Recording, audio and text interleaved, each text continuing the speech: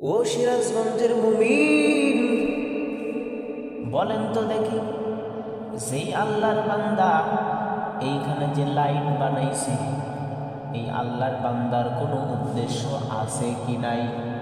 অবশ্যই উদ্দেশ্য আছে।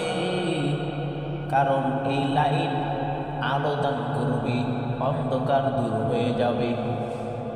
যেই আল্লাহর বান্দা এই মাইক বানাইছেন, ওই আল্লাহর বান্দারও উদ্দেশ্য আছে।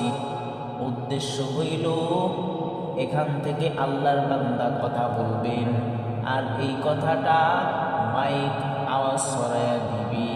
আল্লাহ তাআলা ডাক দিয়ে বলে, আমি মানুষকে বানাইছি একটা উদ্দেশ্য দিয়া, দুনিয়ার মধ্যে পাঠাইছি বান্দা আমি আল্লাহর ইবাদত করবি। আর এই ইবাদত করার কারণে আমি আল্লাহ তোকে উচ্চ মাকাম দান করবো, জান্নাত। আর যারা আমি আল্লাহ তাআলার নিয়ামত খাইয়া, আমি আল্লাহ তাআলা এত কিছু পাবার পরেও যারা আমি আল্লাহ তাআলার হুকুম আহকাম মানবি না, আমি আল্লাহ তাআলা ওই সমস্ত মানুষদের জন্য বানায় রাখলাম জাহান্নাম। আল্লাহ তাআলা বলেন, দুনিয়া